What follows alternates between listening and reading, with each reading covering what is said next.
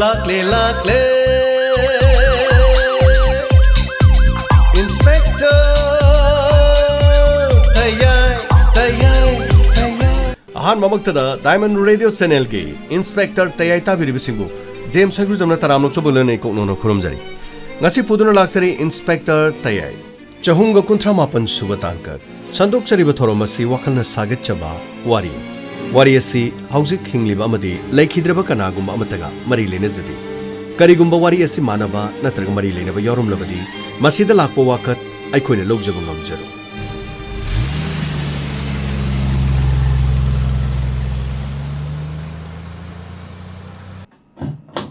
kumdaro pusalo fajanane lichai asangmuduna sandagadaban khadrak madrak tawba namthak tawba Rahul Sir, mogi ima pabung do kokrabra.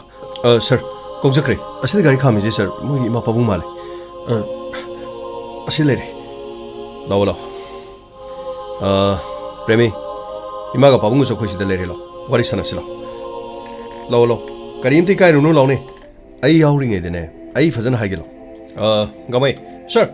executive engineer do mathau fazana tawna na ba. Fazana lockup manungda. Aduga Kangjare sir, aige watin man basai do marai ta khibne han lep lei ge do maine sir. Mangwan da handam ki kau tor ga loi som thok sir ge sir. Ai makok to ge to ya diko. Funny sir. So, executive engineer ne ga. Kada fada dinang so ro bini ne ko. Hadaki ningwan sakau bagi award tinang aina phajana pi ge ni ko. Ai ge ne sai green house maina kon ma do lep lei ge do maina lei ba ko. Nangmoda dum kekau targa dum satting aga thamgeda lakyo mathang si lokap ta leiriba phariba mayam se court ta henga chi loi putok mathang loi na marangi matong ina ta ki da bangak tane yengo se nangi dis da leire ko lakyo toksina ko ne krina phoso phodri tada isana pisi da leire premi Nangna do gyamna pangliba do bukari ginone. Nangi ma pabungna nangi damakta yai fana bahai banatrane. Aduga sakhang da lamlan ba mana hai ba wabuna nangna luna loba. Nangbu popi nangi imana. Nangbu obum tara na puduna polakhi bane hai ba sibu nangbu kaura bran. Nangbu adumna saurkhi bro. Nang bodoh na saura kibro. Aku ina hai bapun nama. Nang niyak na bagong kal. Kari sai, kari thoe. Aku ini, domit thagum na yang jari ba. Isagi mai thong do uda ba. Aku ina hing tom na ba makai ko ngau do na chil. Nang nadi nang nasa kaki kalaga. Nang inung siba pangle hai do na. Papa. Ima, ay lale. Ay bangag tiyo. Ay matung na sum na muktaw jarar. Ima ga pa bang nahay ba? Ay ano mang ilagani. Ay nalam helo bagi. Ay ngon na pipining badhan dito. Ima ga pa bang na pipiyo. Ay lale pa mo.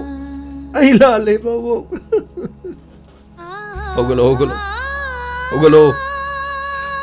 Mama mapada, masana lan badi. Mama mapana irai na dumang api. Nang nagkarigil alo ni. Isasi din eh. Patra ba manglana mani kanduna. Puno magkauto ka naman. Yengo. Ningol sa kau ba matam masidat. Lang na riba singa. Magi tok. Magi. Ningol singa. Mabung mapasing na kaya dalo na law na riba. Nanggidi nataktaso nakadaso kanama talay ba natin ay kuhay nini nanggida magtalay di bahay basa nanggi apupi pa bu yak na bang kaliba karigino ha karigino pabunga ayaw na lani matung na sigong matabag se amok ka na tohon jarar ay bong agpiyo pabung ay bong agpiyo pabung imagi bema hagul se hagul ꯅꯪꯒꯤ ꯄꯥꯕꯨꯡꯅ ꯅꯪꯕꯨ ꯉꯥꯛꯄꯤꯔꯕꯅꯤ 이마ꯅꯁꯨ네 ꯅꯪꯕꯨ ꯉꯥꯛꯄꯤꯔꯕꯅꯤ 시대기디네 미부네 문나 칼라가 로이나가다바 미 아마부 따라이따라이네 헥타목 타자가다바 나티 따레 따라 톡나네 낭나 강나리바도 이마 빠봉다 낭나 마땀 짜나디 땀맘메 해보고 누파 하두기 마람데 코인 하이바 마땀다 낭나 코이부 예나보군 칸키도 마두나 낭기 아닝바 파마데 코인 예라바니 하이두나 낭나 욤 타독두나 sat키벤 오놈 하우크레 마도 낭기 파트라바 망라나 마니 칸두나네 아이코이 카우톡라시 시래기디 이참이 오이다바 야다바니 이참이 오이다바 숙야 야다바니고 ꯌꯥꯝ ꯅꯨꯡꯉꯥꯏꯔꯦ ꯄ꯭ꯔꯦꯃꯤ ꯏꯃꯥꯒ ꯄꯥꯕꯨꯡꯅ ꯍꯥꯏꯕꯗ ꯐꯖꯅ ꯏꯟꯒꯅꯤ ꯍꯥꯏꯅ ꯑꯩꯅ ꯈꯜꯂꯤ ꯊꯣꯛꯈꯤꯕ ꯊꯧꯗꯣꯛ ꯑꯁꯤꯒꯤ ꯀꯔꯤꯁꯨ ꯈꯜꯂꯨꯔꯅꯨ ꯑꯗꯨꯒ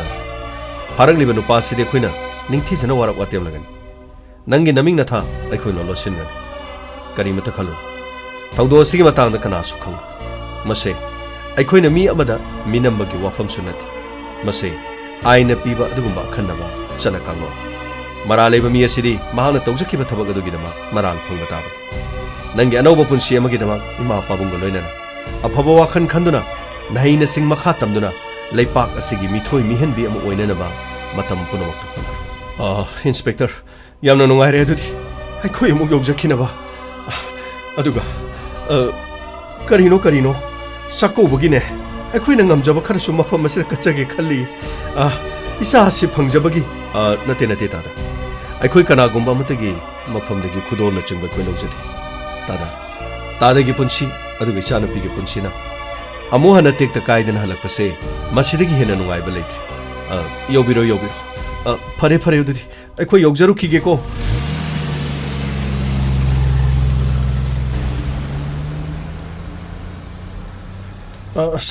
ꯁꯔ ꯑꯝꯇ ꯆꯪꯖꯔꯛꯀꯦꯕ ꯁꯔ ꯀꯅꯥꯅꯣ ꯒꯥꯡꯃꯩ ꯅꯣꯏ ꯀꯅꯥꯝꯇ ꯂꯩꯇ꯭ꯔꯣ ꯍꯩꯃꯥ ꯀꯅꯥꯝ ꯂꯩꯇ꯭ꯔ ꯃꯥꯜꯂꯤꯅꯦ ꯆꯪꯉꯣ ꯁꯤ ꯆꯪꯉꯣ ꯁꯤꯗ ꯂꯦꯡꯁꯤꯟꯕꯤꯔꯣ ꯀꯔꯤ ꯂꯩꯔꯦ ꯇꯥꯗ ꯑꯩ ꯀꯝꯄ꯭ꯂꯦꯟ ꯑꯃꯈꯛꯇ ꯇꯧꯖꯒꯦꯅ ꯂꯥꯛꯆꯔꯤꯅꯤ ꯀꯦꯁꯁꯤ ꯑꯃ ꯐꯥꯎꯕ ꯂꯣꯏꯗ꯭ꯔꯤ ꯑꯃꯃꯨꯛ ꯂꯥꯛꯏꯅꯦ ꯇꯧꯔꯤꯁꯦ ꯊꯦꯡꯅꯕ ꯇꯥꯕꯅꯤ ꯄꯨꯝꯅꯃꯛ ꯑꯩꯈꯣꯏꯒꯤ ꯏꯊꯧꯅꯤ ꯍꯥꯏꯕꯤꯌꯨ ꯁꯣꯝꯒꯤ ꯃꯤꯡ ꯀꯔꯤ ꯁꯔ ꯑꯩꯒꯤ ꯃꯤꯡ ꯕꯤꯁꯝꯕꯔ ꯕꯤꯁꯝꯕꯔ ꯑꯗꯨꯒ ꯀꯔꯤꯅꯣ ꯁꯣꯝꯅ ꯍꯥꯏꯕꯤꯔꯤꯁꯦ ꯑꯩꯒꯤ ꯏꯆꯦꯒꯤ ꯃꯆꯥ ꯆꯍꯤ 23 ꯁꯨꯔꯕꯤ ꯏꯟꯗꯤꯔꯥ ꯃꯍꯥꯛꯁꯦ ꯉꯁꯤ ꯅꯨꯃꯤꯠ 6ꯒꯨꯝꯕ ꯁꯨꯔꯕ ꯌꯨꯝꯗꯒꯤ ꯊꯣꯛꯈꯤꯕꯗꯒꯤ ꯉꯁꯤ ꯐꯥꯎꯕ ꯃꯐꯝ ꯈꯪꯗꯅ ꯂꯩꯔꯕ ꯑꯗꯨꯒ ꯑꯩꯈꯣꯏꯅꯁꯨ ꯊꯤꯕ ꯌꯥꯕ ꯊꯤꯖꯔꯨꯔꯦ ꯑꯗꯨꯕꯨ ꯃꯍꯥꯛꯀꯤ ꯃꯐꯝꯁꯤ ꯑꯩꯈꯣꯏ ꯊꯤꯐꯝ ꯈꯪꯗ꯭ꯔꯦ ꯅꯨꯃꯤꯠ 6 ꯁꯨꯔꯒ ꯉꯁꯤ ꯈꯛꯇ ꯄꯨꯂꯤꯁ ꯁ꯭ꯇꯦꯁꯟꯗ ꯂꯥꯛꯏꯁꯤꯕꯨ ꯅꯍꯥꯟꯒꯩꯗꯤ ꯀꯗꯥꯏ ꯂꯩꯕꯤꯔꯨꯒꯦ ꯑꯗꯣꯝꯒꯤ ꯏꯆꯦꯒꯤ ꯃꯆꯥꯗꯨ ꯍꯦꯛ ꯃꯥꯡꯈꯤꯕꯒꯤ ꯑꯩꯈꯣꯏꯗ ꯔꯤꯄꯣꯔꯠ ꯇꯧꯕꯤꯗ꯭ꯔꯤꯁꯤ ꯀꯔꯤꯒꯤꯅꯣ ꯑꯗꯣꯝꯅ ꯌꯥꯅꯅꯕ ꯅꯠꯇ꯭ꯔꯒ ꯅꯈꯣꯏꯅ ꯉꯝꯅꯅꯕ ꯊꯤꯔꯒ ꯅꯨꯃꯤꯠ 6 ꯍꯧꯖꯟꯈ꯭ꯔꯀꯥꯟꯗ ꯍꯧꯖꯤꯛ ꯈꯪ ꯂꯥꯛꯏꯁꯤꯕꯨ ꯀꯃꯥꯏꯅ ꯇꯧꯕꯤꯕꯅꯣ ꯁꯤꯕꯨ ꯇꯥꯗ ꯑꯩꯈꯣꯏꯁꯨ ꯃꯔꯤ ꯃꯇꯥꯒꯤ ꯃꯐꯝꯁꯤꯡꯗ ꯀꯣꯏꯆꯠꯇꯅ ꯌꯦꯡꯉꯨꯕꯅꯤ ꯑꯗꯨꯕꯨ ꯐꯪꯕ ꯀꯧꯕ ꯂꯩꯇꯕꯁꯤꯗ ꯑꯁꯨꯝꯅ ꯍꯜꯂꯣꯏ ꯍꯥꯏꯕꯗꯤ ꯈꯪꯗꯕ ꯆꯦꯟꯕ ꯆꯣꯡꯕ ꯇꯧꯔꯤꯖꯥꯠꯂꯥ ꯑꯗꯨꯒ ꯃꯔꯨꯞ ꯃꯄꯥꯡꯒꯤꯗ ꯀꯗꯥꯏꯗ ꯂꯩꯔꯤꯖꯥꯠꯅꯣ ꯍꯥꯏꯗꯅ ꯈꯜꯂꯨꯕ ꯍꯥꯏꯕ ꯇꯥꯔꯦ ꯐꯔꯦ ꯃꯍꯥꯛꯀꯤ ꯃꯣꯕꯥꯏꯜ ꯅꯝꯕꯔ ꯑꯗꯨꯒ ꯃꯍꯥꯛꯀꯤ ꯐꯣꯇꯣ ꯐꯣꯟꯗ ꯌꯥꯎꯔꯛꯄꯁꯨ ꯐꯣꯇꯣ ꯑꯣꯏꯅ ꯑꯩꯈꯣꯏꯗ ꯁꯤꯗ ꯀꯥꯞꯁꯟꯕꯤꯔꯝꯃꯣ ꯁꯤꯗ ꯂꯩꯔꯦ ꯐꯣꯟꯁꯤ ꯑꯗꯨꯒ ꯇꯥꯗ ꯑꯗꯣꯝꯒꯤ ꯏꯆꯥꯅꯨꯄꯤ ꯏꯟꯗꯤꯔꯥ ꯍꯥꯏꯔꯤꯕꯁꯤ ꯍꯥꯏꯕꯗꯤ ꯏꯆꯦꯒꯤ ꯃꯆꯥꯁꯤ ꯏꯃꯨꯡ ꯃꯅꯨꯡꯗ ꯃꯈꯣꯏꯒꯤ ꯑꯍꯜ ꯑꯃ ꯂꯥꯛꯇ꯭ꯔꯒ ꯇꯥꯗꯅ ꯂꯥꯛꯄꯤꯔꯤꯁꯤꯕꯨ ꯑꯍꯜ ꯑꯃꯅ ꯀꯗꯥꯏ ꯆꯠꯈ꯭ꯔꯕ ꯁꯔ ꯋꯥꯔꯤꯁꯤ ꯌꯥꯝꯅ ꯁꯥꯡꯈ꯭ꯔꯕ ꯋꯥꯔꯤ ꯑꯃꯅꯤ ꯇꯁꯦꯡꯅꯃꯛ ꯍꯥꯏꯔꯕꯗ ꯏꯆꯦꯁꯨ ꯂꯩꯈꯤꯗ꯭ꯔꯤ ꯑꯗꯨꯒ ꯏꯕꯥꯏꯁꯨ ꯂꯩꯈꯤꯗ꯭ꯔꯤ ꯑꯗꯨꯒ ꯏꯆꯦꯒ ꯏꯕꯥꯏꯒꯅ ꯊꯝꯂꯝꯕ ꯃꯆꯥꯁꯤ ꯏꯟꯗꯤꯔꯥ ꯃꯊꯟ ꯈꯛꯇꯅꯤ ꯑꯗꯨꯒ ꯌꯨꯝ ꯑꯗꯨꯗꯁꯨ ꯃꯥ ꯃꯊꯟꯇ ꯂꯩꯕ ꯑꯗꯨꯒ ꯃꯍꯥꯛꯁꯤ ꯃꯍꯩ ꯃꯁꯤꯡ ꯇꯝꯗꯅ ꯅꯍꯥꯟ ꯃꯈꯩꯗꯤ MA ꯇꯝꯕꯁꯨ ꯃꯍꯥꯛ ꯎꯆꯤꯟ ꯅꯥꯆꯤꯟꯅ ꯂꯣꯏꯁꯤꯟꯖꯔꯕꯅꯤ ꯍꯟꯗꯛꯇꯤ ꯃꯍꯥꯛ ꯊꯕꯛ ꯑꯃ ꯇꯧꯒꯅꯤ ꯍꯥꯏꯗꯅ ꯀꯔꯤꯅꯣ ꯏꯪꯈꯣꯜ ꯁꯝꯕꯜꯒꯤ ꯆꯦ ꯆꯥꯡ ꯈꯔꯁꯨ ꯍꯟꯗꯣꯛ ꯍꯟꯖꯤन ꯇꯧꯒꯅꯤ ꯎꯀꯤꯜ ꯑꯃꯁꯨ ꯎꯅꯅꯤ ꯍꯥꯏꯗꯅ ꯍꯦꯛ ꯃꯍꯥꯛꯁꯤ ꯑꯩꯈꯣꯏꯗ ꯍꯥꯏꯐꯦꯠ ꯀꯥꯡꯉꯝꯃꯤ ꯑꯗꯨꯕꯨ ꯑꯁꯦꯡꯕꯗꯤ ꯈꯪꯗꯕ ꯇꯥꯗ ꯏꯟꯗꯤꯔꯥꯁꯤ ꯃꯊꯟꯗꯅꯤ ꯍꯥꯏꯔꯦ ꯃꯃꯥ ꯃꯄꯥꯁꯨ ꯂꯩꯇ꯭ꯔꯦ MAꯗꯤ ꯇꯝꯂꯦ ꯑꯗꯨꯒ ꯃꯍꯥꯛꯀꯤ ꯂꯧ ꯏꯪꯈꯣꯜ ꯌꯣꯟꯕꯒꯤ ꯎꯀꯤꯜ ꯇꯥꯟꯅꯕ ꯍꯥꯏꯕꯒꯤ ꯃꯇꯥꯡꯁꯤꯗ तादा चप चाबदी खंगबीद्रबरा अदु खक्तरा सी खक्तने सर अखोइदी मागा लेमिनबसु नचदे अदुगा मरक मरक ते इचेगी मचानीना माना मथंता लेबदुदा करी करी अवार पा लई हाइदना हे हे खंगजे आइगिसु इसा नुपी मागा सही लेंगा हाइफेट ओइबा सुमन कौबा अमा लई मदुगा लोइना हे हे लागलगा करीगुम मतमदा मागी दुतसु हेक लेथुइ अदुगा करीगुम मतमदा करी करी अवार पा लई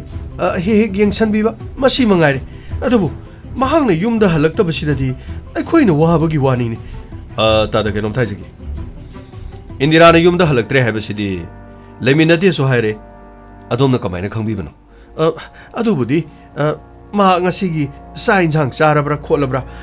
kari tauri kholi asumne he he wari sanabani ada ikhoigi ichanupi sumanna wari sabada mahakki phone du numit humni gi mamang da chatlamaga phone du numidang wairam sakhidaba madudagi nungti gi wari sanaraga phone du chatabadu da mathangi numitta magi leifam du de he gengubani maduda lekai gi mina hairakpada yumdagi mahak thoki मदुदगी हंजलक्ति हाइदना लेकाइना सो हाइबा मदुना मरम ओरगा कदाइदे चलिबा जानो हाइदना अरापदा लेबा मरी मता सिंग the कोयहंग हंगे अदुगा कोइथि थिरे मदुनिसे मदुदगी हलखिद्रा हाइदना माग इखोइगे लेमिनबसु नतबनिना police ते हे मांखरे हलक्त्रे हाइबदुसु इखोइना मदुसु खुदेक थिंजनमन बथोकद्रा हाइना खंजानदना लेबनी मदुदगी इचानुपीगा Eega तानरगा तंगाइ Fadna police चलगा पाव से पीरुरसी हाइदना लाक्चरिबसिनीने sir यावना फरे S अदुदी अदोंगी इचेगी मसा इंदिरा महाक कना कना लोइनी महाकी ममानबा ममानबी कना कनानो अदुगा लेकाय दुदुजु खोइनो वहंग पहंगबा तंगाइ फदबा खरले तसेनमक चेन चोंगदुना नुक्सिनबा अमगी मनाक्ता चतख्रबरा नुमित हुमनी दे चेन चोंगदुना चतपा सिगमै मोंगसिदि चनदे अदुबु अराप मफम अमदा महक चतख्रबा जाला हाइबदि मणिपुरगी मपानदा गुवाहाटीगुम्बा दिल्लीगुम्बदा अदुबु महककी फोन स्विच ऑफ लेरिबदुना करेगी एनीवे फोन दो ताहौरे हाइना खलसी अदुबु महककी लोकेशन महककी कॉल डिटेल्स रेकॉर्ड मदुदि खुनि सिंगथोक्त्रबदि हौजुमक्कीदि हाइबा लुगदर एनीवे तादा यावना फरे अदुगा महककी एड्रेस मफम असदि बिरमो अदुगा महककी फोन नंबर अदुगा फोटो दोसु फनी सर आई सिस्टर लोइना आई हारिबा सिंगदो अमता वातना थमजरकी गामै गामै सर आई सिदा लैजाये सर पाउ सितारबरा सर लोइना ताजरे सर संतोष करो केस असकी मतांगदा ठीकदा बखर ले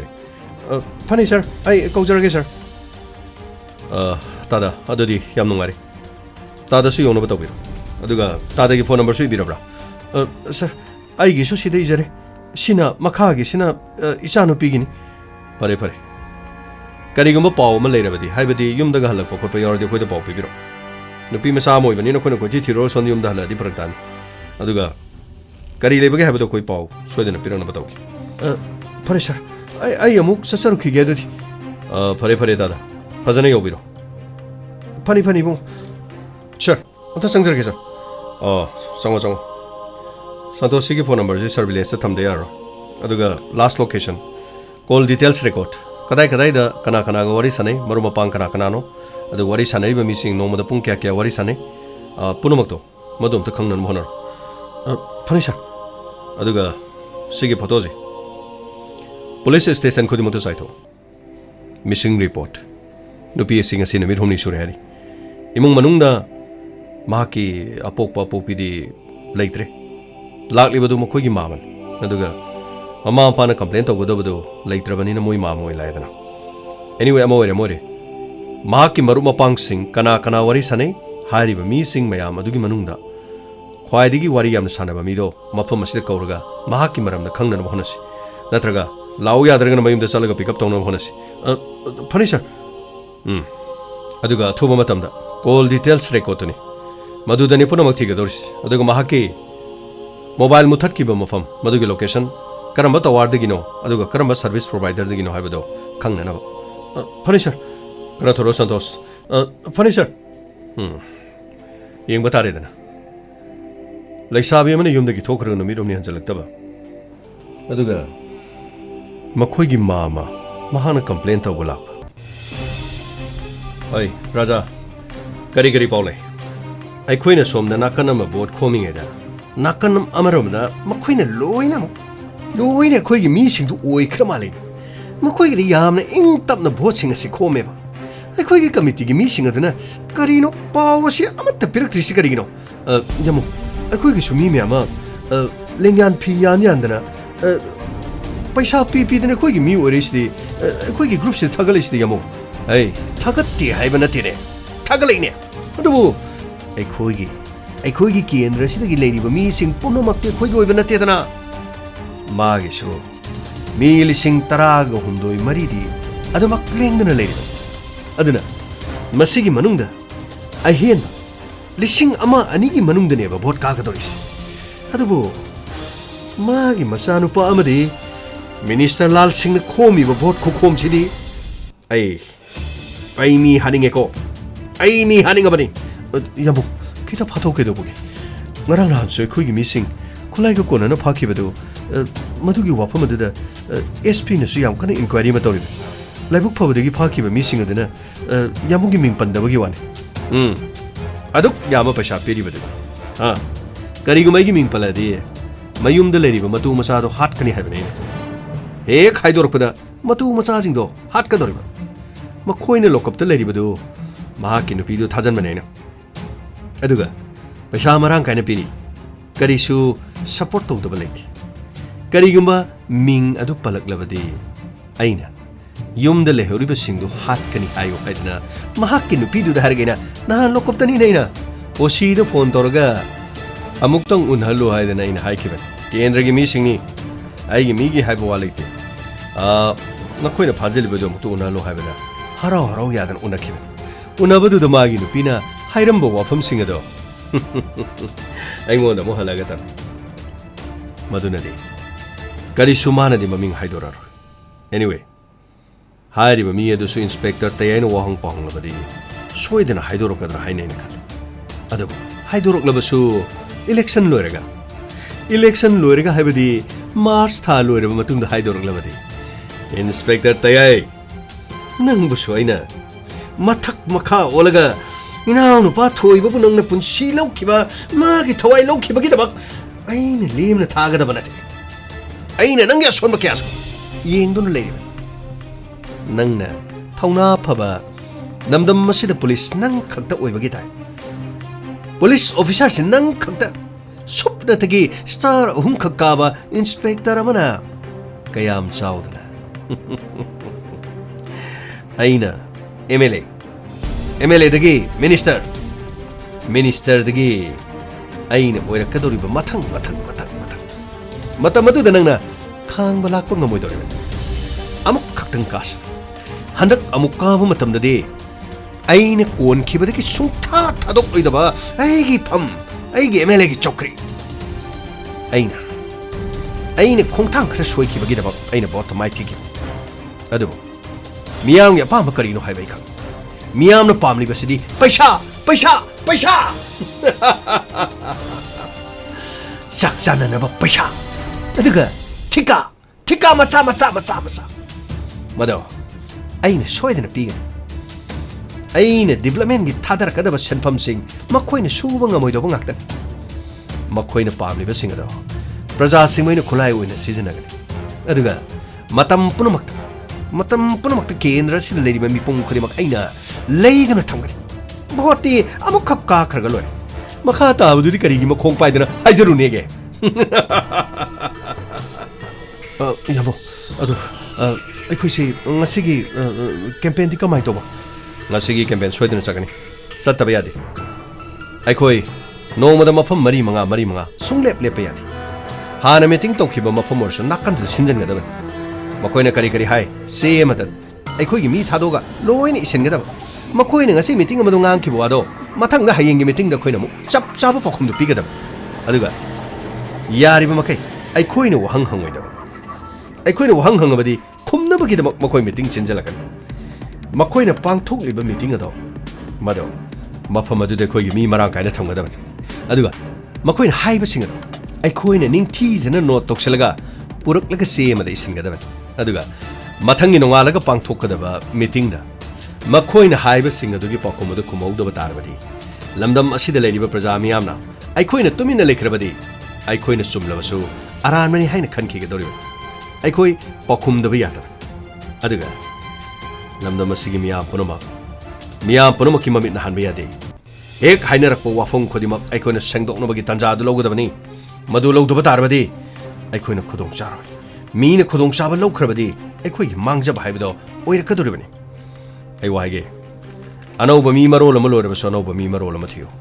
ꯐꯥꯈ꯭ꯔꯤꯕꯁꯤꯡ ꯑꯗꯣ ꯃꯗꯣ ꯃꯈꯣꯏꯒꯤ ꯐꯅꯅꯕ ꯑꯩꯈꯣꯏꯅ ꯋꯥꯠꯇꯅ ꯁꯦꯟ ꯊꯨꯝ ꯄꯤꯒꯗꯕꯅꯤ ꯂꯥꯏꯕꯛ ꯊꯤꯕꯗꯒꯤ ꯐꯥꯈꯤꯕꯒꯤ ꯋꯥꯅꯤ ꯑꯩꯈꯣꯏꯒꯤ ꯃꯤ ꯈꯔꯗꯤ ꯊꯝꯗꯕ ꯌꯥꯔꯣꯏ ꯃꯈꯣꯏꯅ ꯒꯨꯟꯗꯥ ꯇꯧꯔꯕꯗꯤ ꯑꯩꯈꯣꯏꯅ ꯁꯔꯨꯛ ꯆꯥꯝꯃ ꯍꯦꯟꯅ ꯒꯨꯟꯗꯥ ꯇꯧꯒꯗꯕꯅꯤ ꯃꯈꯣꯏꯅ ꯑꯩꯈꯣꯏꯕꯨ ꯆꯩꯔꯕꯗꯤ ꯑꯩꯈꯣꯏꯅ ꯊꯤꯅ ꯍꯦꯟꯅ ꯉꯥꯡꯅꯕ ꯍꯣꯠꯅꯒꯗꯕꯅꯤ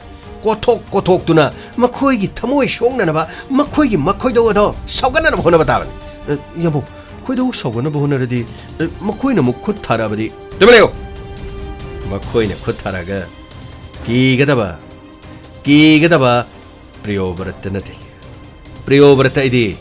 ꯀꯅꯥꯒꯤ ꯃꯐꯝꯗꯁꯨ ꯉꯁꯤ ꯐꯥꯎꯕ ꯍꯥꯏꯖꯔꯛꯇ꯭ꯔꯤ ꯍꯥꯏꯁꯨ ꯍꯥꯏꯖꯔꯣꯏ ꯆꯂꯣ ꯊꯕꯛ ꯃꯈꯥ ꯇꯧꯁꯤ ꯆꯂꯣ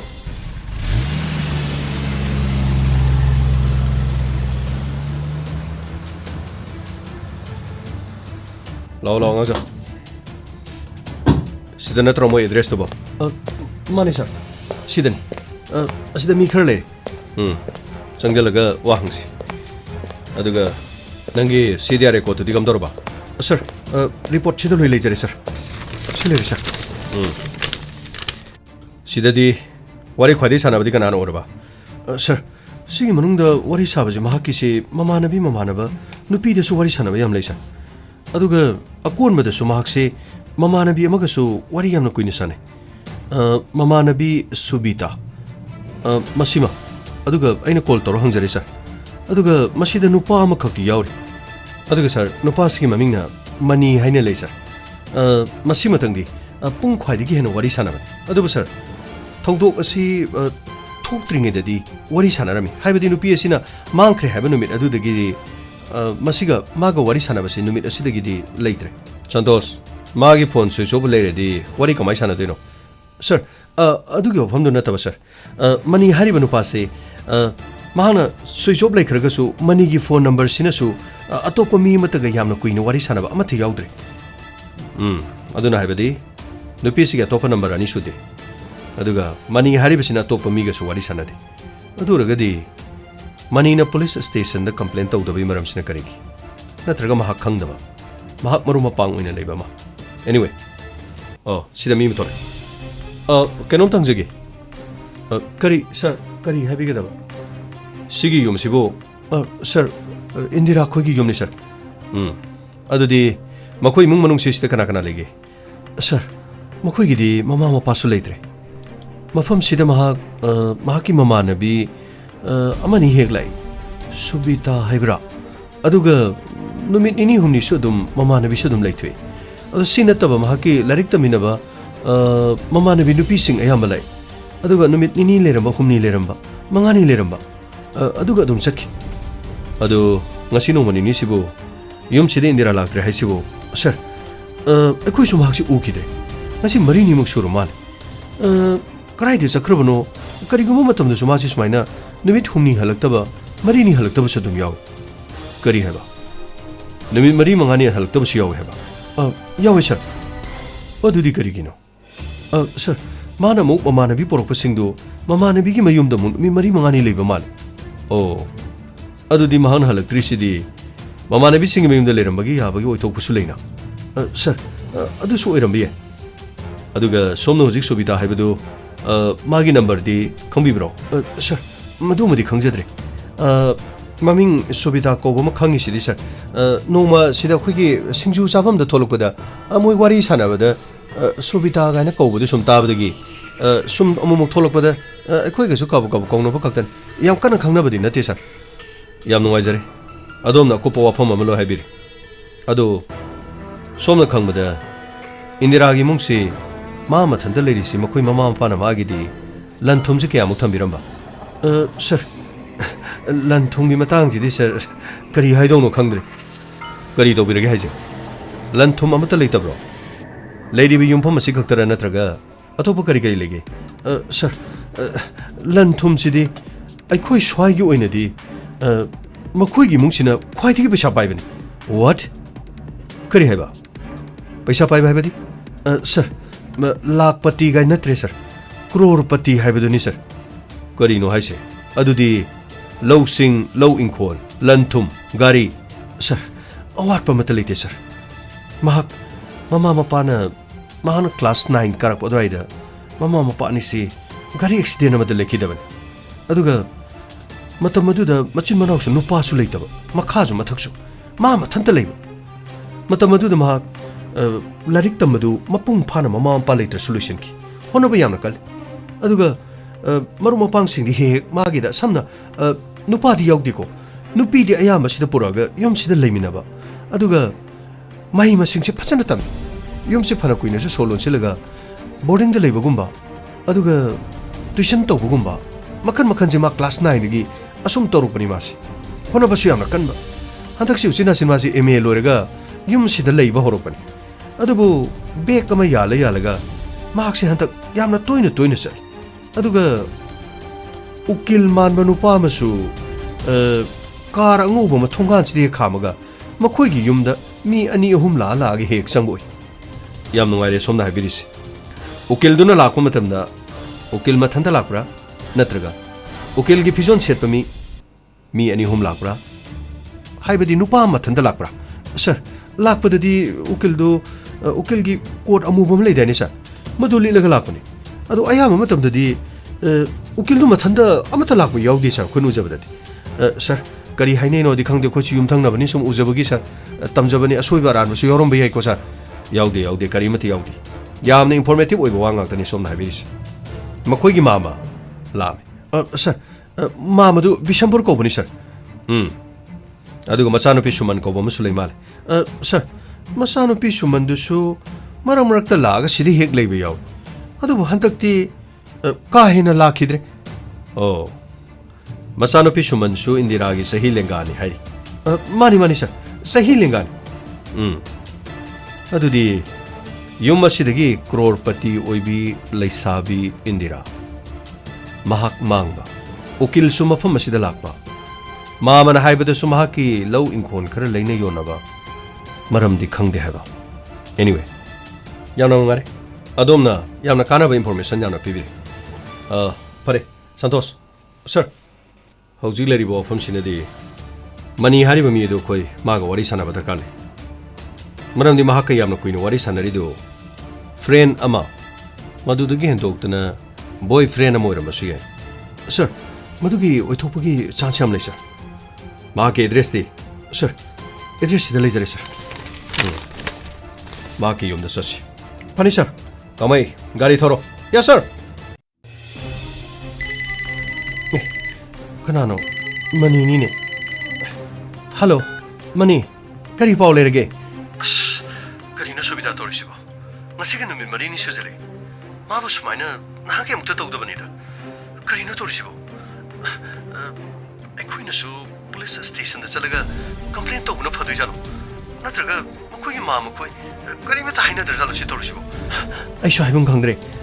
mahang nei koidigi thokibado ngan sunga libaneba karmaina as aina su makoi de pulap chatnama su phadauba mahanabadi moirom da muksa sena haibaneba अतैते ऐना सोमदा इमा मसा ngамदबगा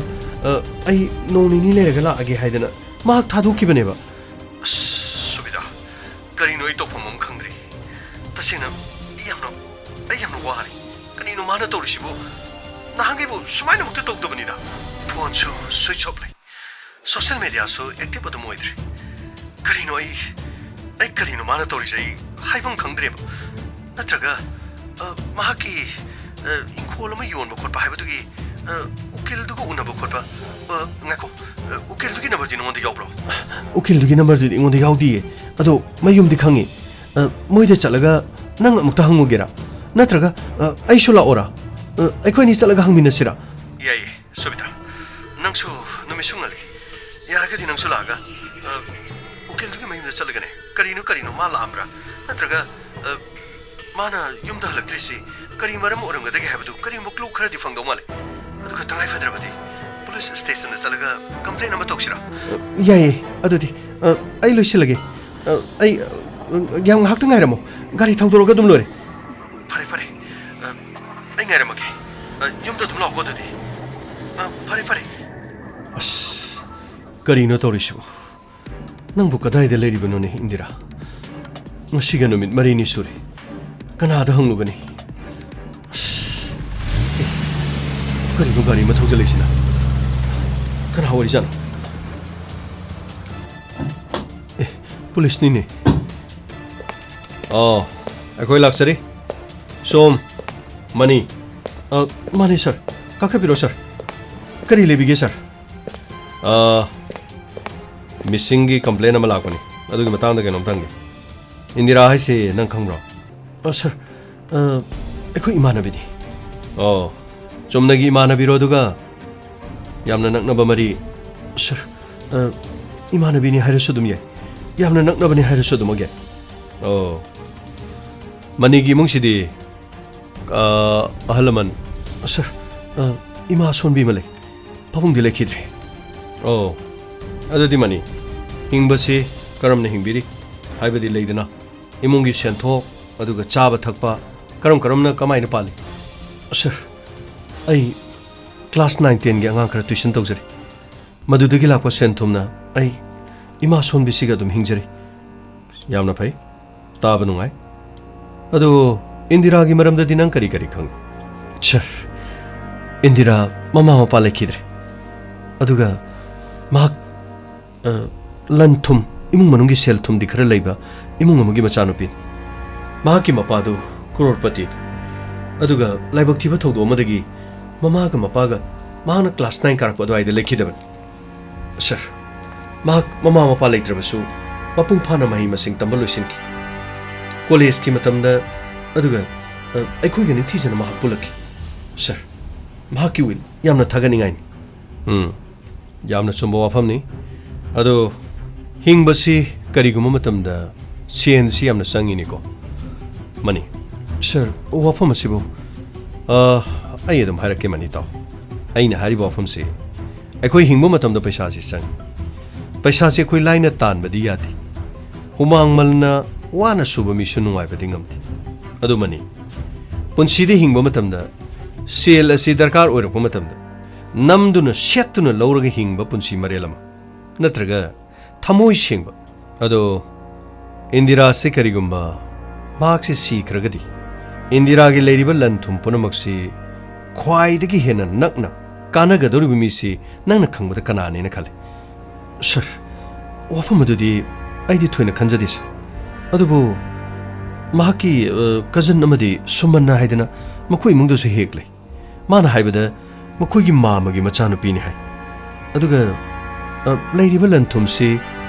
ꯁꯨꯃꯟꯒꯤꯁꯨ ꯁꯔꯨꯛ ꯄꯤꯒꯅꯤꯒ ꯍꯥꯏꯕ ꯋꯥꯔꯤ ꯁꯥꯟꯅꯕꯗ ꯍꯦꯛ ꯌꯥꯎꯕ ꯌꯥꯎꯏ ꯑꯗꯨꯗꯤ ꯁꯨꯃꯟꯒꯤ ꯅꯝꯕꯔꯗꯤ ꯂꯩꯕ꯭ꯔꯣ ꯁꯥꯔ ꯑꯩꯗꯤ ꯁꯨꯃꯟꯒꯤ ꯅꯝꯕꯔꯗꯤ ꯂꯩꯇ꯭ꯔꯦ ꯑꯦꯅꯤꯋꯦ ꯁꯨꯃꯟꯒꯤ ꯅꯝꯕꯔ ꯂꯩꯒꯅꯤ ꯀꯣꯜ ꯗꯤꯇꯦꯜꯁ ꯔꯦꯀꯣꯔꯠꯇ ꯁꯨꯃꯟꯒꯤ ꯅꯝꯕꯔ ꯁꯣꯏꯗꯅ ꯊꯣꯛꯀꯅꯤ ꯑꯩꯈꯣꯏꯅ ꯃꯐꯝ ꯑꯁꯤ ꯂꯥꯛꯆꯔꯤꯁꯤ ꯅꯪꯒꯤ ꯅꯝꯕꯔꯁꯦ ꯑꯩꯈꯣꯏꯅ ꯃꯍꯥꯛꯀꯤ ꯐꯣꯟ ꯅꯝꯕꯔꯗꯒꯤ ꯐꯥꯕꯅꯤ ꯁꯥꯔ ꯍꯥꯏꯕꯤꯔꯤꯁꯤꯕꯨ ꯏꯟꯗꯤꯔꯥꯕꯨ ꯐꯠꯇ ꯅꯨꯡꯗ ꯍꯧꯖꯤꯛ ꯐꯥꯎꯕꯒꯤꯗꯤ ꯀꯔꯤꯝꯇ ꯂꯩꯇꯦ ꯑꯗꯨꯕꯨ ꯑꯊꯨꯕ ꯃꯇꯝꯗ ꯄꯨꯊꯣꯛꯀꯅꯤ ꯃꯔꯥ ꯂꯩꯕꯁꯤꯡꯗꯨꯗꯤ ꯆꯦꯟꯕꯗꯤ ꯌꯥꯔꯣꯏ ꯃꯍꯥꯛꯀꯤ ꯃꯔꯟ ꯃꯊꯨꯝꯁꯤꯡ ꯑꯁꯤ ꯃꯠꯄ ꯌꯥꯅꯅꯕ ꯅꯠꯇ꯭ꯔꯒ ꯃꯍꯥꯛꯄꯨ ꯐꯥꯖꯤꯟ ꯄꯨꯟꯁꯤꯟꯗꯨꯅ ꯊꯝꯃꯒ ꯃꯐꯝ ꯑꯃꯗ ꯂꯟ ꯊꯨꯝꯁꯤꯡ ꯑꯁꯤ ꯅꯝꯗꯨꯅ ꯁꯣꯏ ꯇꯧꯍꯜꯂꯒ ꯅꯃꯥ ꯑꯣꯟꯕꯒꯨꯝꯕ ꯑꯩꯈꯣꯏꯅ ꯆꯤꯡꯅꯕ ꯈꯔꯗꯤ ꯂꯩꯔꯦ ꯑꯗꯨꯕꯨ ꯅꯨꯃꯤꯠ 4-5ꯅꯤ ꯑꯁꯨꯝꯅ ꯍꯜꯂꯛꯇꯅ ꯃꯃꯥꯟꯅꯕꯤꯒꯤ ꯃꯌꯨꯝꯗ ꯂꯩ ꯍꯥꯏꯕ ꯁꯥꯔ ꯃꯃꯥꯟꯅꯕꯤꯗ ꯁꯥꯔ ꯁꯨꯕꯤꯗꯥ ꯀꯧꯕꯅꯤ ꯁꯥꯔ ꯁꯨꯕꯤꯗꯥꯁꯨ ꯑꯩꯒꯤ ꯌꯨꯝꯁꯤꯗ ꯂꯥꯛꯀꯗꯧꯔꯦ ꯀꯔꯤꯒꯤ ꯃꯥꯅ ꯅꯪꯒꯤ ꯌꯨꯝꯗ ꯂꯥꯛꯇꯣꯏꯗꯤ ꯀꯔꯤꯒꯤ ꯁꯥꯔ ꯁꯨꯕꯤꯗꯥꯒ ꯑꯩꯒ ꯆꯠꯂꯒ ꯎꯀꯤꯜꯗꯨꯒꯤ ꯃꯌꯨꯝꯗ ꯆꯪꯉꯒ ꯁꯥꯔ ꯃꯍꯥꯛ ꯀꯔꯝꯕ ꯃꯇꯝꯗ ꯂꯥꯛꯑꯝꯃꯤ ꯑꯗꯨꯒ ꯀꯔꯝꯕ ꯃꯇꯝꯗ ꯆꯠꯈꯤ ꯃꯥꯡꯈꯤꯕ ꯅꯨꯃꯤꯠ ꯑꯗꯨꯗ ꯂꯥꯛꯑꯝꯕ꯭ꯔꯥ ꯍꯥꯏꯕꯅꯆꯤꯡꯕ ꯍꯪꯖꯔꯨꯒꯦꯅ ꯇꯧꯔꯝꯕꯅꯤ ꯃꯗꯨꯒꯤ ꯃꯇꯥꯡꯗꯨꯗꯤ ꯑꯩꯈꯣꯏꯒꯤ ꯊꯧꯅꯤ ꯍꯥꯏꯇꯥꯔꯦꯅꯦꯀꯣ ꯅꯣꯏꯅ ꯑꯗꯨ ꯍꯪꯉꯨꯔꯅꯨ ꯃꯗꯨ ꯑꯩꯈꯣꯏꯒꯤ ꯊꯧꯅꯤ ꯅꯈꯣꯏꯒꯤ ꯅꯃꯥꯟꯅꯕꯤ ꯁꯨꯕꯤꯇꯥꯗꯨ ꯂꯥꯛꯑꯗꯤ ꯃꯥꯒꯁꯨ ꯋꯥꯔꯤ ꯈꯔ ꯁꯥꯟꯅꯕ ꯑꯩꯈꯣꯏ ꯄꯥꯝꯃꯤ ꯑꯩ ꯋꯥꯍꯩꯒꯦ नुमित मरीनी सूरे ngasi मान हलक्ट्रिस अदुगा करिगुम मतमदा महंगना युम थादोगा सोबिता की युम दसु लेना हाइबा खोइ मुना खांगे अदुबु नुमित असिदा महा ओकेल अदुगी मनाक्ता सकिब्रा सत्तब्रा आई कोइ सोइदना थिगन एनीवे याम नुंगारे अदुगा नंगना खंगदा इंदिरागा महाका नुंगाइनदबा मरी मतादा नत्रगा मरुप मपांगदा नत्रगा नंगना खंगबा इमुंग मनुंगदा लन थुम येनबा येनबा सिगी मतंगदा करी करी वरी वताई सानकिबा खोकिबगी नंगोंदगा हौदोंबा सर अइदि अदुगुंबा करिगुंबा मता ताबा लेति ओ याम नुंगारे अदो निंगदे मता निंगसिंग मरमदि महाक मांगलिबसि मफम अमदा महापु किडनैप तौदुना थंबा नत्रगा महाकी लन थुम खरा उकिल के मनाक्ता चटपदु चे सांग खरा यावबुदि फाजन पुंचलगा लन थुम सिंग अदु कनागुमना नमा ओनसिनबा मदुदी अराइबबुदि नते अमोरे नखोइना तिनबनिना नंगसु मागसु अनक्प मरी लेने हारबनिना करिगुम वफम सिंग खरा निंगसिंग हाइबदि वारी सानाबदि यावखिबा इंखोलगी ओइरो लौगी ओइरो अदुगा पोचै योनथोक योनसिन नमा ओनथोक ओनसिन की वारी सानकिबा लेरदि अखोइदा नंग मुक्ता हारो से सेगी कान पाइ सर अदुगा केसे लोइद्रिङैदा मफम से थादो सत्प यारो सर आई करिमता ससरो सर याम नुंगारे केस असे अराइबो ओइरोदो ngasiga numi marini su leisabi ama aduga maran mathum taptaina leiba aduga mana yumdagi thokibada yumda amuk hanjelaktaba haibase araiba nathi anyway mara leiba punamakti ko thu matamna putogani aduga nokoina mana bimala kane hedubo sir yokselani sir sir yoksele sir kadai subita sonum tellingselo kaidoroge police लेइदुबो करिदोरगे सुबिदा लिंचलो वारिसी खरा लुरे नंगी नमानबी इंदिरा नखोइद लेरमबा मतुंगदा पुंग कयादा नखोइदगी थोकिबनो sir पुंग अनि मखाई अदुवाइदा थोकिबन अनि मखाई नंगा इंदिरागा लेनि मरिसि गइन सर इमानबी हाइबदी तिनबा नगना लोइनबा सर इमानबी तिनबा यादब्रा सर अदुगी वानथे सुबिता पुलिस न वा हंगबा पुलिस को लोइनबा मतमदा पुलिस की वाहिदा लाना लोगन मी खुदिमक चिंगनबा हाइबदी खोइ थौनी अचुंबा रानबदो मसि नत्रबदी कोइन पुथोकपा यारोइदो अदुगा मदु हाइदुना मरा लेबा मी अदुना मरा लेतबा सारगा पाखुमदा अखोइनी इराय लाइना दुम खंगनी सर वफम सिबु करिमता सिंगनोन आइना हंगजरिबसिगी पाखुम सबसाना दुम पिबि नुमित अदुदा माहाना नखोइदगी थोलकपा मतमदा नंगबुसु मखोइद ससि हाइना नंगोंदा होबिरमब्रा हौरमदब्रा सर माना ससि हाइना हौबनी इमा मसा नुंगाइतबदुदा आइसु लेहोखिबनी ओके याम नुंगारे अदो ममानबी मोइना अदोमदा महाकी युंगी थोलिबा प्रॉब्लम खरदी वारी साबा खोटपा सर वारी साबा सिगुमदी प्रॉब्लम दी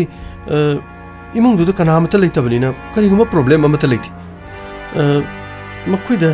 मरी मता हारगदी मागी मामगी मचा सुमन मखोइदा ले नोंमता मखोइनीदी खना चेनबसु लेति अदुगा सर अखोइ लेरिङैदसु मखोइ मुंगदा खना चेनबा करिगुमा मता थोक्ति ओ यावना फरे अदो अमता गांगे नंगना ख्वाइदगी नंगना मागा तिनरिबनिना मनी मफम असिदा लei हाइदना मनी न ताबदो नुंगाइरो हाइना नंगना खनगन मनी न तब तोप माके नुक्सिनबा कना ले सर वफम अदुदी करी तोबिरगे मनी न तब तोप माका नुक्सिनबा नुपा हाइबदी मनी न खंगबा यादबा हौजिकति मनी ताबसु यारेदना अदोमना करिम तो लोटपिगन अदोमना मनी न करिसु नुंगाइतबा खलोइने खले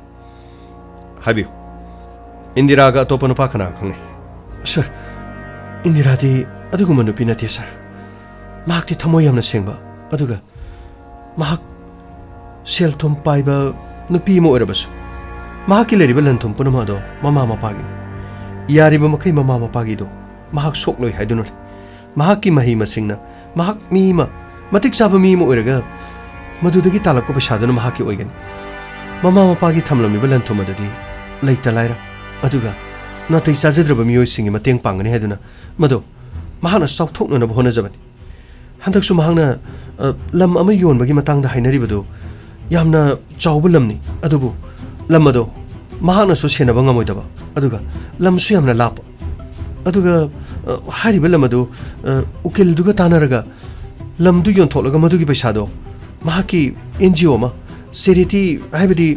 ꯃꯤꯉꯣꯟꯗ ꯀꯠꯊꯣꯛꯄꯒꯤ ꯂꯩꯇ ꯂꯥꯏꯔꯗ ꯀꯠꯊꯣꯛꯄꯒꯤ NGO ꯑꯃ ꯇꯧꯒꯅꯤ ꯍꯥꯏꯗꯅ ꯃꯍꯥꯛꯅ ꯋꯥꯔꯤꯗꯤ ꯍꯧꯔꯝꯕ ꯂꯩ ꯑꯣ ꯌꯥꯝ ꯅꯨꯡꯉꯥꯏꯔꯦ ꯁꯣꯕꯤꯇꯥ ꯐꯔꯦ ꯗꯔꯀꯥꯔ ꯂꯩꯔꯕꯗꯤ ꯑꯩꯈꯣꯏ ꯁꯣꯏꯗꯅ ꯑꯗꯣꯝꯗ ꯄꯥꯎ ꯂꯧꯔꯛꯀꯦ ꯑꯗꯣꯝꯒꯤ ꯐꯣꯟ ꯅꯝꯕꯔ ꯃꯅꯤꯒꯤ ꯐꯣꯟ ꯅꯝꯕꯔ ꯑꯩꯈꯣꯏꯗ ꯂꯣꯏ ꯂꯩꯖꯩ ꯑꯗꯨꯒ ꯋꯥꯐꯝ ꯑꯃꯇꯪꯅ ꯑꯗꯣꯝ ꯃꯍꯥꯛꯀꯤ ꯏꯃꯥꯟꯅꯕꯤ ꯈ꯭ꯋꯥꯏꯗꯒꯤ ꯅꯛꯅ ꯇꯤꯟꯅꯕꯤꯅꯤ ꯀꯔꯤ ꯀꯔꯤ ꯃꯍꯥꯛꯅ ꯋꯥꯔꯤ ꯁꯥꯈꯤꯕ ꯅꯤꯡꯁꯤꯡꯕꯤꯌꯨ ꯑꯃꯨꯛꯇ ꯑꯗꯨꯒ ꯃꯅꯤꯁꯨ ꯅꯤꯡꯁꯤꯡꯕꯤꯌꯨ ꯑꯗꯣꯝꯒꯤ ꯏꯃꯥꯟꯅꯕꯤ ꯍꯟꯗꯛꯀꯤ ꯃꯄꯣꯛ ꯑꯁꯤꯒꯤ ꯑꯃꯨꯛ ꯍꯟꯅ ꯎꯗꯕꯁꯨ ꯌꯥꯏ ꯀꯅꯥꯅ ꯈꯪꯒꯅꯤ ꯐꯥꯖꯤꯟꯗꯨꯅ ꯊꯝꯂꯝꯕ ꯑꯣꯏꯔꯝꯂꯕꯗꯤ ꯃꯍꯥꯛꯀꯤ ꯄꯨꯟꯁꯤ ꯀꯟꯅꯅꯕ ꯍꯣꯠꯅꯕꯗ ꯑꯊꯨꯕ ꯈꯣꯡꯊꯥꯡ ꯑꯃ ꯑꯣꯏꯔꯛꯄꯁꯨ ꯀꯅꯥꯅ ꯈꯪꯕ ꯉꯝꯃꯤ ꯌꯥꯝꯅ ꯐꯔꯦ ꯑꯗꯨꯒ ꯄꯥꯎ ꯑꯃꯅ ꯃꯄꯥꯟꯗ ꯊꯣꯛꯄ ꯄꯥꯎ ꯑꯃꯗ ꯂꯧ ꯏꯪꯈꯣꯜꯒꯤ ꯑꯁꯨꯝꯅ ꯁꯦꯜ ꯊꯨꯝꯒꯤ ꯅꯨꯡꯉꯥꯏꯅꯗꯕꯒꯤ ꯈꯟꯅ ꯆꯩꯅꯕꯗ ꯅꯨꯄꯤ ꯑꯃ ꯑꯣꯅꯔ ꯀꯤꯂꯤꯡ ꯍꯥꯏꯕꯗꯤ ꯃꯔꯤ ꯃꯇꯥ ꯁꯥꯒꯩ ꯅꯥꯇꯩꯅ ꯍꯥꯠꯂꯝꯃꯒ ꯊꯨꯝ ꯑꯃꯗꯤ ꯌꯨꯔꯤꯌꯥ ꯆꯥꯏꯁꯤꯜꯂꯒ ꯊꯝꯂꯝꯕꯒꯤ ꯋꯥꯔꯤ ꯑꯃꯁꯨ ꯂꯩ ꯀꯅꯥꯅ ꯈꯪꯕ ꯉꯝꯒꯅꯤ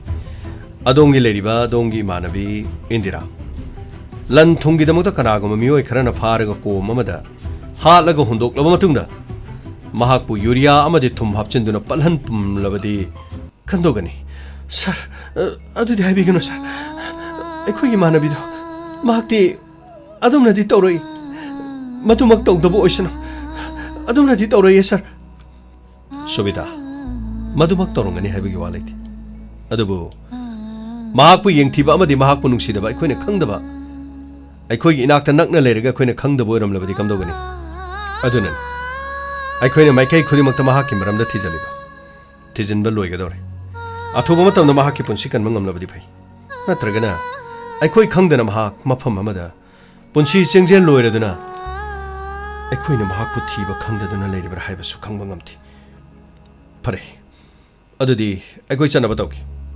ꯗꯔꯀꯥꯔ ꯂꯩꯔꯕꯗꯤ ꯑꯩꯈꯣꯏꯅ ꯍꯥꯏꯔꯛꯄ ꯃꯇꯝꯗ ꯁꯣꯏꯗꯅ ꯀooperation ꯄꯤꯕꯤꯌꯨ ꯐꯅꯤ ꯁꯥꯔ ꯃꯅꯤ ꯋꯥꯔꯧꯕ ꯌꯥꯗꯦ ꯆꯤꯡꯅꯗꯨꯅ ꯍꯪꯕ ꯋꯥꯍꯪ ꯈꯔꯗ ꯑꯗꯣꯝ ꯊꯋꯥꯏ ꯅꯨꯡꯉꯥꯏꯕꯤꯔꯝꯗꯕ ꯌꯥꯏ ꯑꯗꯨꯕꯨ ꯑꯩꯈꯣꯏꯅ ꯑꯗꯣꯝ ꯀꯅꯥꯅꯣ ꯍꯥꯏꯕ ꯍꯧꯖꯤꯛꯁꯨ ꯃꯌꯦꯛ ꯁꯦꯡꯅ ꯈꯪꯗ꯭ꯔꯤ ꯑꯗꯨꯅ ꯑꯩꯈꯣꯏꯗꯤ ꯃꯤꯑꯣꯏ ꯈꯨꯗꯤꯡꯃꯛ ꯆꯤꯡꯅꯕ ꯍꯥꯏꯕꯁꯤ ꯃꯁꯥꯅ ꯇꯥꯏ ꯑꯔꯥꯟꯕꯗꯨꯗꯤ ꯑꯩꯈꯣꯏꯒꯤ ꯈꯨꯠꯇꯒꯤ ꯅꯥꯟꯊꯣꯛꯄ ꯀꯩꯗꯧꯉꯩꯗꯣ ꯉꯝꯃꯣꯏ ꯃꯍꯥꯛꯄꯨ ꯐꯥꯖꯤꯟꯕ ꯅꯠꯇ꯭ꯔꯒ ꯃꯍꯥꯛꯀꯤ ꯄꯨꯟꯁꯤ ꯂꯣꯏꯈꯤꯕ ꯍꯥꯏꯕꯗꯨꯗꯤ ꯌꯦꯡꯕ ꯇꯥꯔꯦ ꯀꯃꯩ ꯁꯥꯔ ꯆꯠꯅꯕ ꯇꯧꯁꯤ ꯐꯔꯦ ꯁꯥꯔ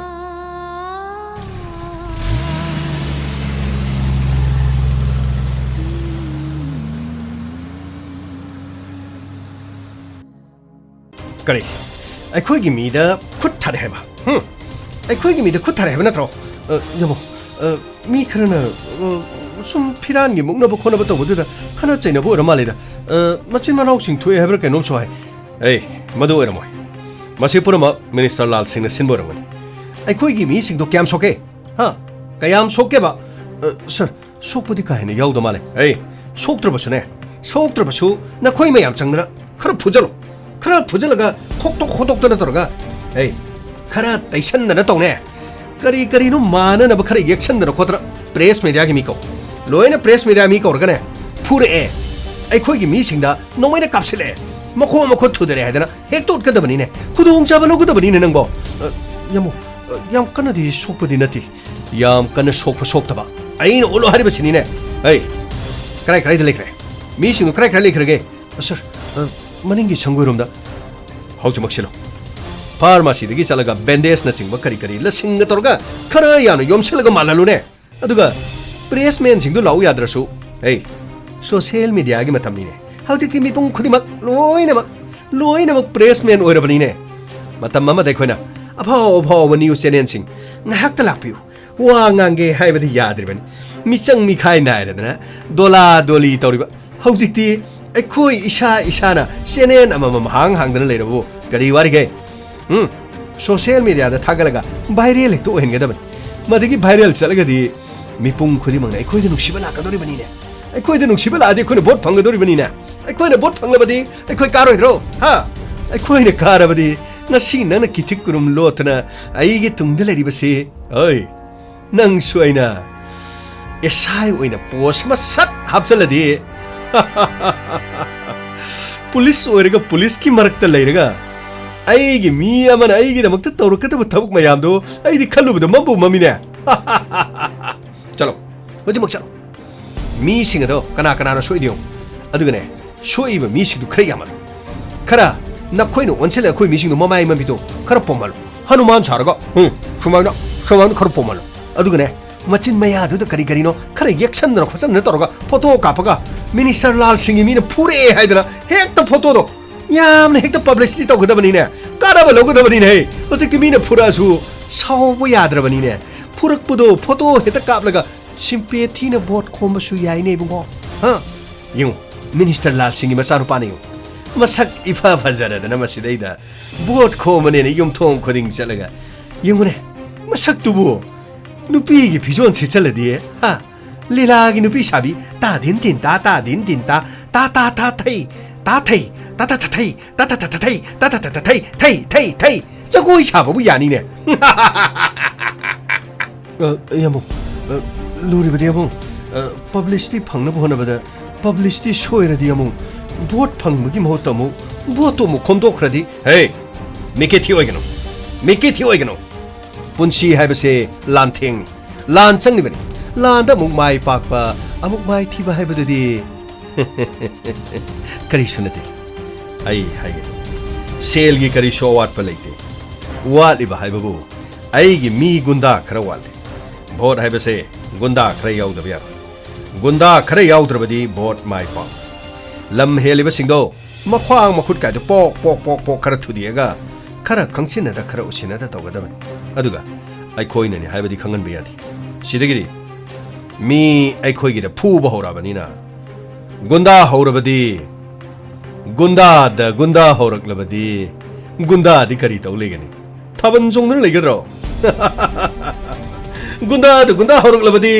gunda makeup thokpata bani gunda makeup thoklabadi Hanuman की ममईदा मई खेलो बदगे लंका तुम खिबगुम लाल सिंह की लंका तुम बतारे दना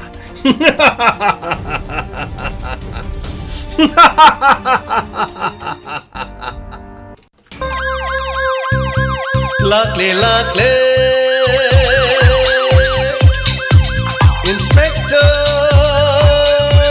तैयार लाकले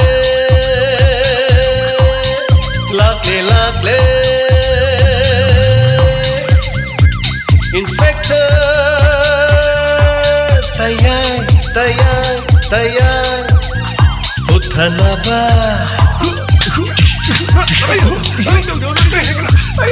kanbina ba thank you sir welcome uthana ba kanbina ba Inspector tayar lakle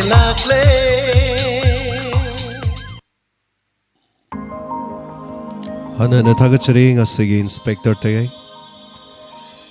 Sahunga kuntragamapan subatangkak asum sangsilak na inspector tayai Sahunga kuntramapan yoksilaki Sahunga yangkai suba tangkak adamak naksilak sumnatangi numit 18 ni khok nagsilak hana na thagachari ngasigi Inspector tayagi tangkak ase tabiraga dongi thamoida kari fawi bage domna fawi ba feedback amade comment kara pathok chabagi tanja da logjagi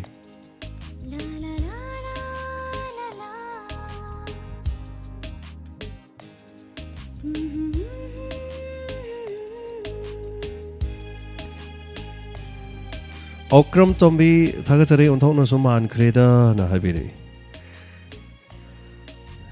at least thagachari ibeman devi thagachari sunin tongbram isok tahodre lo kibna hale laibok thibani tahodre na habire anyway so idena tabiu matem tang orjo singkhalaga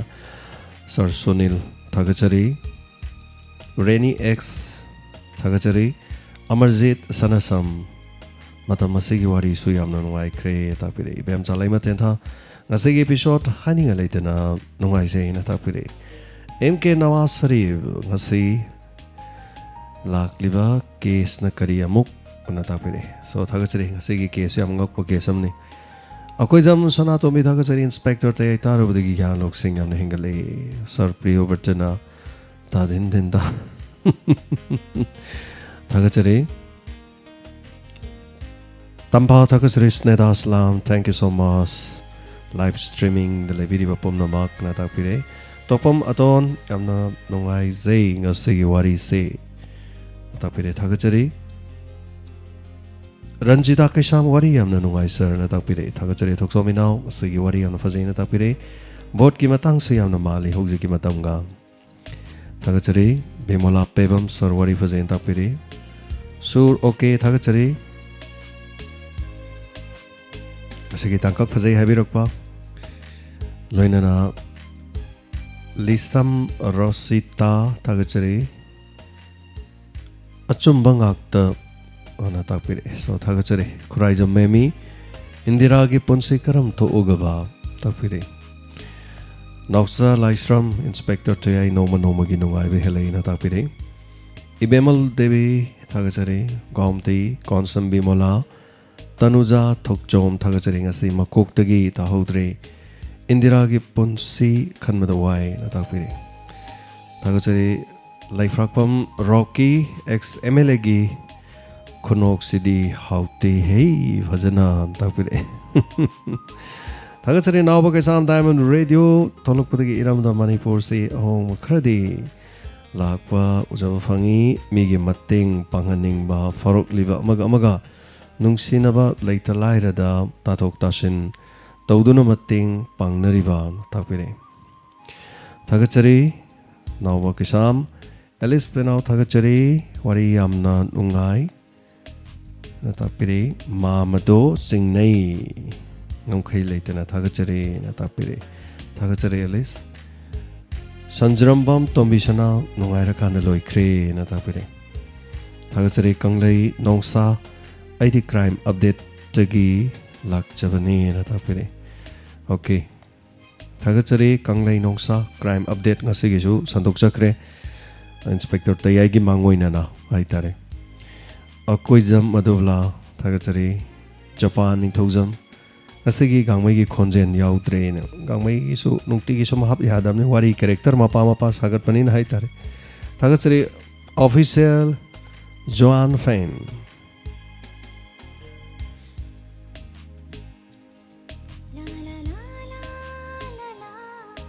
Tamfa thagachari Inspector Tayagi wari se anu fazing ongkai leitana thagachari intapire KSEB ma makok soidana tabiyo takelema Rupa Chandra yam nungai zai ana tapire thagachari khamba yengkokpam tava phangodre na tapire okay Wenam section sir live tabagi mahau cd angakpani tapire achumane aduga Wenam Jackson live ki nungai ba sisu haitare koina live oina tokjaba gi nungai ba so haitare ni so anyway thagachari hanana aduga hanjabam Rosita thagachari bem chalai maten tha Beman Devi Nawbawa hengbam Nazima Sahani Ranjita Kaisam thagachari ayam bai loina pajare Shankar Laisram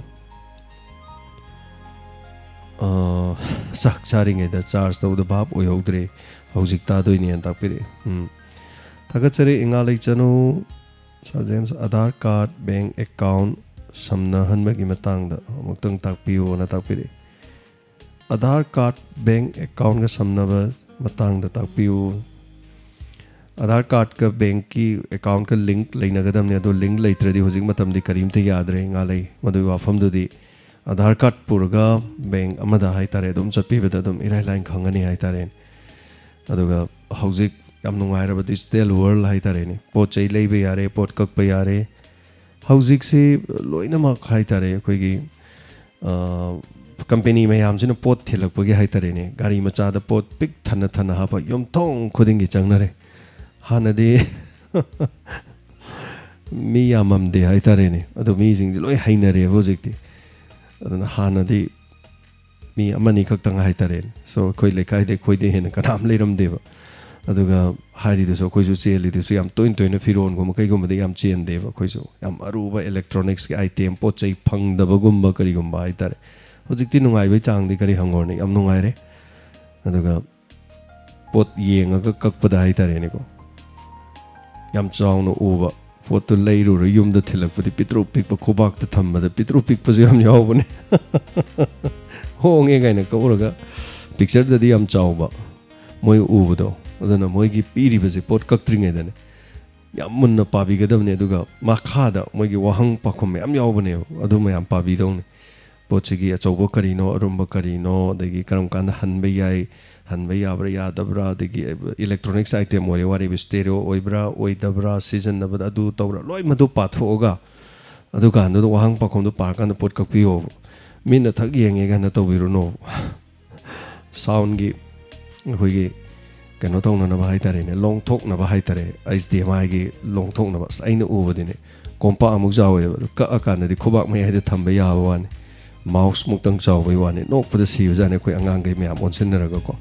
so thagachari Aadhaar card link tawiyo so hanana thagachari wari si tabadun waina tapire kanglai noksa thagachari aduga Chiteswari Kondogzam Thagachari Tanusri Yamada Laisram Nazim Sam Nungai Aidi Hanadi Kaya Tadavane do Handakti Yamna Tare Tamose Matik Chabamini Natapire Thagachari Hanana Thagachari Yamada Hanadi Tadavane Habasi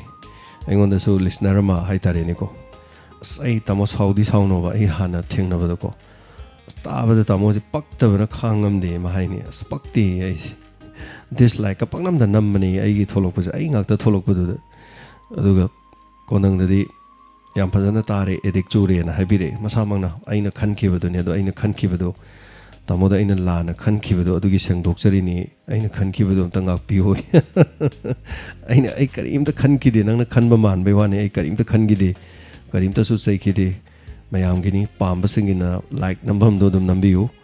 aduga dislike nambam do pam da singini aibu haine da singini nambiu adu mayam gi nambam khaini na haibo ko engonda so hantaroi mayam da so mangjaba leite tabuda de khoino honajari besiti mayam gini aduga khoino honajari sida kari haitare sogot pibaduni haitare so yam nungai jai tabiba aduga haibirak pasigi de makta su yamada thank you so much isorna thaujan bibo isanu Ibeman Devi Thagachari Okram Tombi Sir phone Tutang Phang Lavadi Hamnu Aizadong ni Tapire Thagachari Hanana Soidina Phangbo Ishunu Komdram Newton Thagachari Newton thank you so much Konjel Tabanu Ain Tapiva Miyam ki Thogul Tugjabada Haitareko So Thagachari Hana Sir James Corona positive oirubasi tumba yadi hainari si chumbra hana tapire hoi matam khradi yadabani matam khradi tumba sunga yadabani aduga hana dagi tumba sudum yagandabai orangani wakhanna sum oirangani hojikti tumba yadabasi hana di tumba yadabasi am tawi adubu hojikti tumba yadabasi kharabu phare haitare kuire ko ai August ki tang ahum da yum da halakibani July ki tang 18 da nabani aduga August haraga September was in November haitare Thagachari Daina Hoibam Ibem Chalaima Tentha Thagachari Inspector Dai Tabagi Penman Idea Tapirava Sankar Laisram Thagachari thank you so much Daina once again Hanana Ming Hanjala Pabas Yaure Chithabas Yaure Onamak Thagachari Mamalyam Lava Miampanamangasigi Inspector Tayagi Mangwin and Sanduksa give a crime update Tanka case macha Purkudu Miam Soiden Tabisi Loina now Miam Gidamakta is saying Matang Kudul Tamjagi Inspector Tayagi Marakta Sanduksa Kiva Isai Maraktagi Karan Nogzariva Isayama Kudul Tamjagi Isai Asi Ai Samona Izaba Ai Samona Twin Dogzaba Ai Samana Aigi Konjel so Saksabani Dubu Nasigi Sidi in a Sakpaduna Tabda Mandakini, Chalmandakini, a Sakpa Kodol Tamjagi isai asigi thawai hapiriba music ta igi now siraba Vinod Kumar Sharma Diamond Radio gi igi assistant oibiriba nung siraba now mahangna thawai hapibani loinana khudol tamjari aina nung sijaba nangtani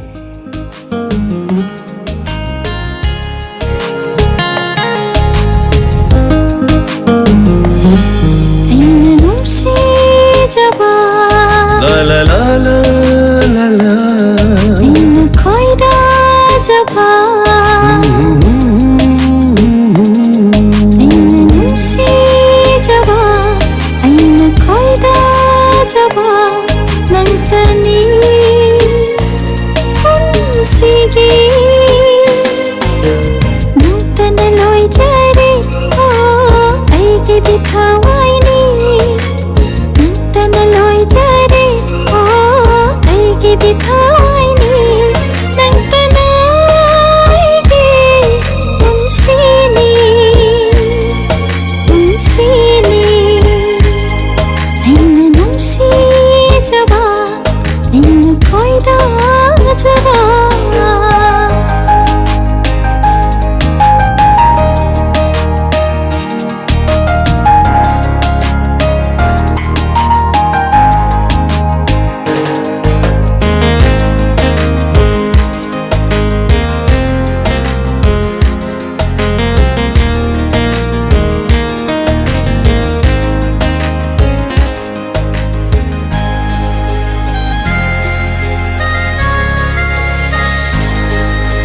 Nusiba mai tho ying la ga Azaba heli asum asum Nusiba satam ying la ga Azaba heli asum asum Nangbu nusiru bai oi ramali Nangbu yang ning do na ta Siru bai oi ramali nang bayang ning do na ta lai re nang tanai gi unsini unsini unsini aina numsi jaba aina khoida jaba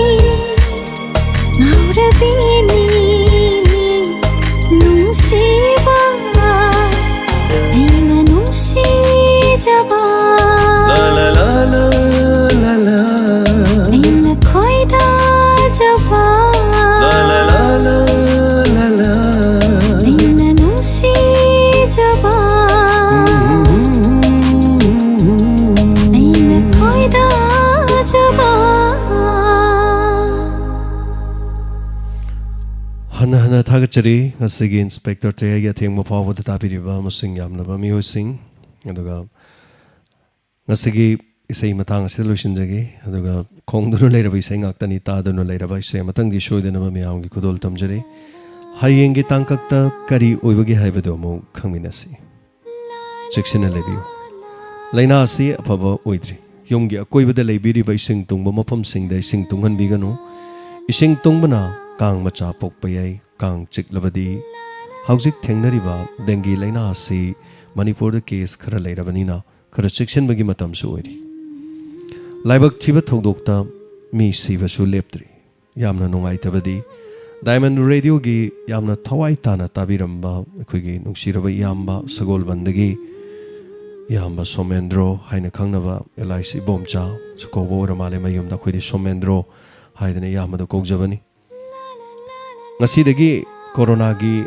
ꯑꯅꯤꯁꯨꯕ web ꯍꯧꯔꯛꯇ꯭ꯔꯤꯉꯩꯒꯤ ꯃꯃꯥꯡꯗ ꯁꯒꯣꯜꯕꯟꯗ ꯂꯤꯂꯥ ꯑꯃ ꯁꯥꯟꯅꯖꯩ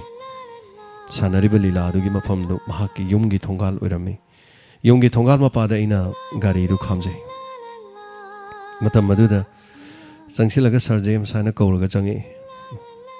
ꯗꯥꯏꯃꯟꯒꯤ ꯔꯦꯗꯤꯑꯣꯒꯤ ꯃꯐꯝꯁꯤꯗꯁꯨ ꯑꯅꯤꯔꯛ ꯑꯍꯨꯝꯂꯛ ꯂꯥꯛꯄꯤꯔꯝꯃꯤ ꯔꯦꯗꯤꯑꯣꯕꯨ ꯌꯥꯝ ꯅꯨꯡꯁꯤꯕ diamond ꯈꯛꯇ ꯅꯠꯇꯅ ꯔꯦꯗꯤꯑꯣ ꯈꯨꯗꯤꯡꯃꯛꯄꯨ ꯅꯨꯡꯁꯤꯕ ꯑꯗꯨꯒꯨꯝꯕ ꯃꯤꯑꯣꯏ ꯑꯃꯅꯤ ꯗꯥꯏꯃꯟ ꯔꯦꯗꯤꯑꯣꯅ ꯄꯥꯡꯊꯣꯛꯈꯤꯕ ꯀꯨꯏꯖꯀꯤ ꯊꯧꯔꯝꯗ ꯑꯩꯈꯣꯏꯅ ꯄꯥꯡꯊꯣꯛꯆꯔꯕ ꯀꯨꯏꯖ 200-300 ꯍꯦꯟꯅ ꯑꯦꯄꯤꯁꯣꯗ ꯂꯥꯛꯈꯤꯕ ꯁꯔꯨꯛ ꯑꯗꯣ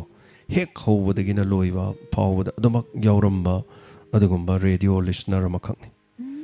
ꯃꯍꯥꯛ COVID-19ꯒꯤ ꯂꯩꯅꯥꯗ ngasi ayuk pung mapalom tabada taibong thadoktu na chatkre haiba pauma Facebook ta I thengnajai adi yamadu nungaite khangnaruba tinaruba radio bu nungsibiba quiz pu thawai yamna yawba haitare masagi chahidi aina tajabada chahi humpu nithoi humdoi sure haibra keno mahai aduga haribasi chahi humpu nithoi humpu humdoi suruga su radio thawai yawjaba diamond radio gi quiz ta yamna yawbani mi yamna ningsingbiu Sagolbandagi Somendro haina lauthokpa aikoina tattana ningthokaba khudingi lauthokpadi yaukiba adugumba yambaduni aduga corona na taibang asi thadok khankhre haijaba tare aduna asigumlaba kaya se thoktananaba laina asi fatri haiba kawbiganu marks khara toina upiu aduga yamna section lebiu aina adumak howudagi lauduna lakcharibaduni onsilaga isamakta nazaribadani narubada chumnagi chamchamna hidaguli charaga phaba haibama ado ekoina aina nakhibadudi yamna variant haitare wangba delta type ni aduna mahik yamna yawba 12% sohan kiba madugi china hoji phaba leiribani aduna miyam punomak 16 minasi laina sidagi nungsiraba maruma pangkya kaina hale laina hasina aduna pura fari haina laina si logumsi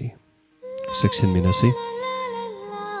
Yaifaminarasi mang mangdana nungaina tumbiu tekto kaidana hayeng amuk tonga ba pungphom da santuk chagaduriba thoromase amuhana taminarasi ngaijarongki punomapu James Hegurjam namukana khurumjari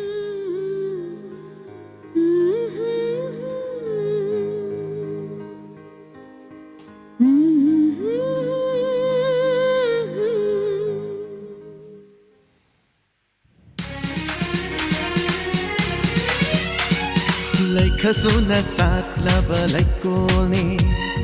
kanuk kaya de itin famni cheta balai traba chang di thawai ni Diamond FM radio oh Diamond FM radio 91.2 Diamond Radio Channel